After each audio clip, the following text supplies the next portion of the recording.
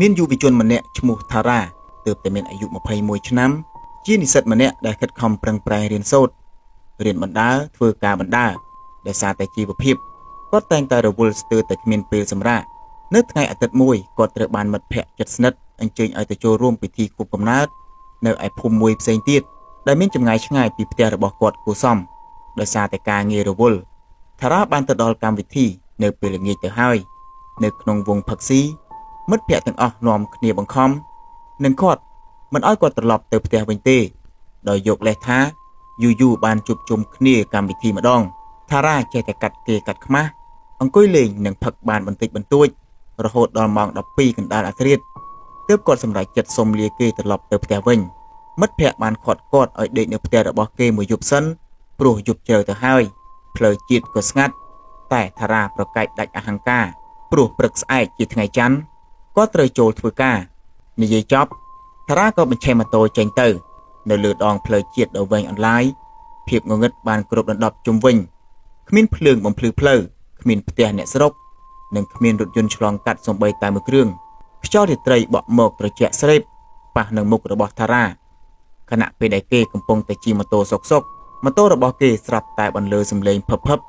រួចក៏កន្ត្រាក់រលត់ម៉ាស៊ីននៅកណ្ដាលផ្លូវស្ងាត់ជ្រងំថារ៉ាសម្លឹងមើលទៅកុងទ័រម៉ូតូទ្រនិចសាំងបានធ្លាក់ដល់អសរអឺទៅហើយដោយសារតែគាត់ភ្លេចចាក់សាំងឃើញដូច្នោះថារ៉ារអ៊ូម្នាក់ឯងអើយចង្រៃយោអាមិនក៏មកអត់សាំងកណ្ដាលផ្លូវចឹងបីទោះជាយ៉ាងណាក៏ដោយគាត់មិនបានចាប់អារម្មណ៍នឹងភាពភ័យខ្លាចទេ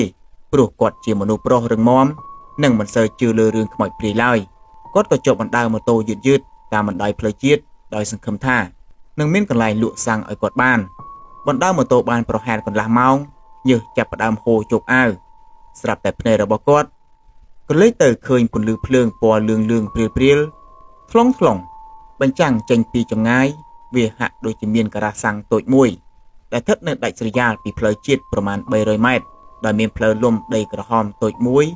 បំបែកចូលទៅដោយក្តីត្រេកអរថារ៉ាមិនបានគិតច្រើនក៏រុញម៉ូតូបត់ចូលតាមផ្លូវលំនោះសំដៅទៅរកពន្លឺភ្លើងនោះភ្លាមផ្លូវលំងងឹតនឹងមានដុះស្មៅសងខាងផ្លូវខ្ពស់ខ្យល់បក់មកប៉ះនឹងស្លឹកឈើលន់សូរប្រៅគួរឲ្យព្រឺក្បាលពេលទៅដល់គាត់ឃើញការ៉ាសាំងនោះពិតមែនតែវាគឺជាការ៉ាសាំងដ៏ចម្លែកមួយវាមានទូសាំងជាប្រភេទចាស់បុរាណដែលមានកញ្ចក់មូលនៅពីលើហើយជ្រេះស៊ីសឹងតែពាក់កណ្ដាលទៅហើយពន្លឺភ្លើងពណ៌លឿងចេញពីអំពូលរាងមូលចាស់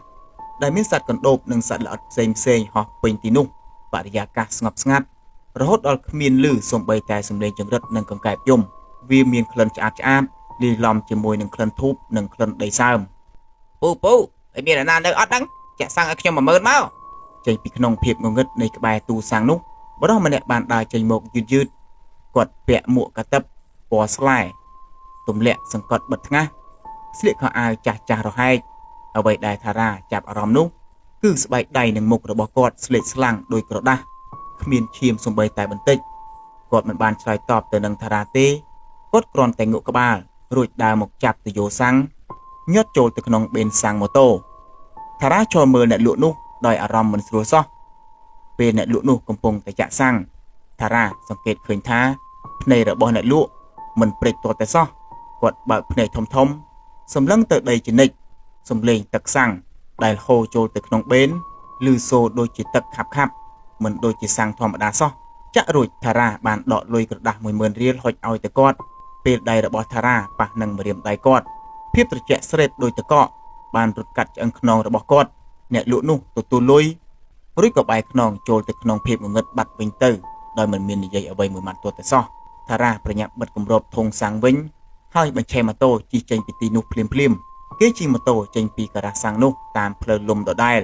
ដើម្បីឆ្ពោះទៅផ្លូវជាតិវិញប៉ុន្តែទើបតែជិះបានប្រហែល100ម៉ែត្រម៉ូតូរបស់គាត់ស្រាប់តែកន្ត្រាក់យ៉ាងខ្លាំងរួចក៏រលត់ឈឹងតែម្ដងអាយ៉ាហើយវាកាត់ស្អីវាបីថារ៉ាចាប់ផ្ដើមមួម៉ៅគាត់ខំប្រឹងធាក់បញ្ឆេះម៉ូតូធាក់រហូតដល់បែកញើសប៉ុនក្រពូតក៏នៅតែមិនឆេះទៀតគាត់នឹកសង្ស័យក៏យកទូរស័ព្ទដៃមកបើកពិលបំភ្លឺហើយមូលគម្របធុងសាំងដើម្បីពិនិត្យមើលគ្រាន់តែបើកគម្របភ្លាមក្លិនស្អុយរលួយយ៉ាងខ្លាំងបានភីចេញមកបុកជុលច្រមុះរបស់គាត់ធ្វើឲ្យគាត់ចង់ក្អួតថារ៉ាយកភ្លើងពិលទូរស័ព្ទ បាញ់ចាំងចូលទៅក្នុងបេនសាំងអ្វីដែលគាត់បានឃើញធ្វើឲ្យរាងកាយរបស់គាត់ចង់គាំងនៅក្នុងបេនសាំងម៉ូតូនោះមិនមែនជាទឹកសាំងពណ៌លឿងថ្លាទេវាគឺជាទឹកពណ៌ក្រហមខាប់លាយជាមួយនឹងដីភក់និងមានដង្កូវពណ៌សកំពុងតែវារវិចរវើកពេញនៅក្នុងនោះដែលគាត់អាចសម្គាល់បានថាវាគឺជាឈាមលាយជាមួយនឹងទឹកស្អុយថារ៉ាភ័យញ័រដៃរហូតជ្រុះទូរស័ព្ទទៅដីគាត់ប្រញាប់ងាកខ្នងសម្លឹងមើលទៅការ៉ាសាំងនោះវិញពន្លឺភ្លើងពណ៌លឿងដែលគាត់ទើបតែបានឃើញបាញ់មិញនោះបានបាត់ឈឹងទៅហើយនៅទីនោះមានតែភាពងងឹតនិងព្រៃស្មៅរំពេចនោះខ្យល់ត្រជាក់បានបក់វាយកាត់ពីក្រោយខ្នងរបស់គាត់ម្ដងទៀតសំឡេងស្លឹកឈើស្ងួតត្រូវគេជន់ឬសូរសឹកសឹកបន្លឺឡើងពីក្រោយខ្នងគាត់ចិត្តចូលមកដល់ទៅហើយថារ៉ាងាកទៅមើលយឺត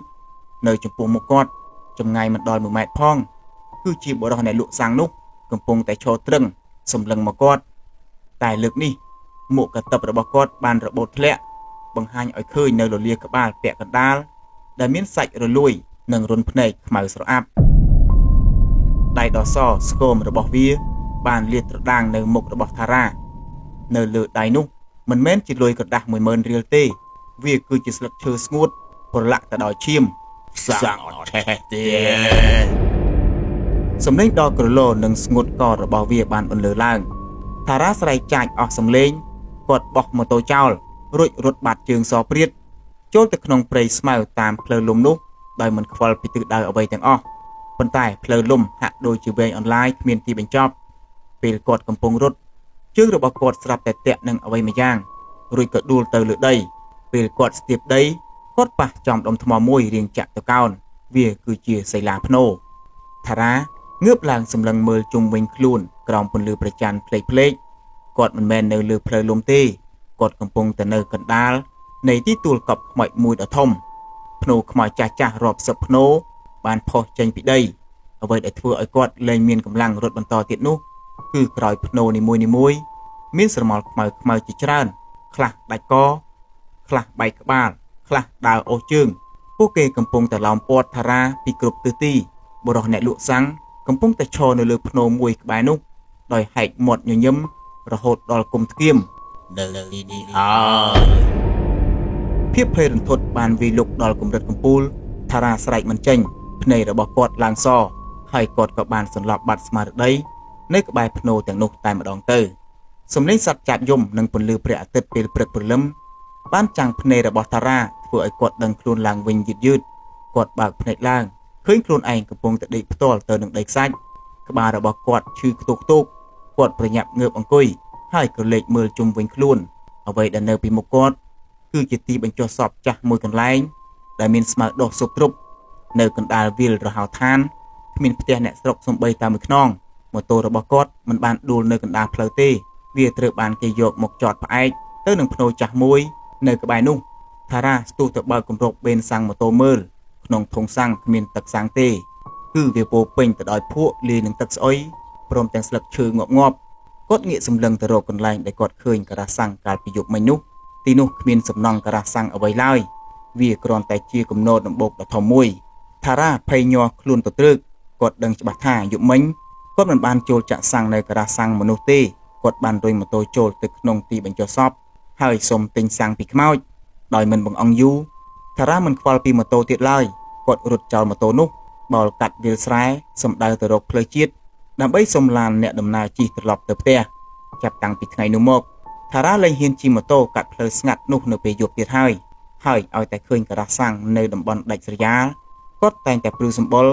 និងនឹកឃើញដល់អ្នកលក់សាំងដែលមានមុខដ៏ស្រេកស្លាំងនោះជានិច្ច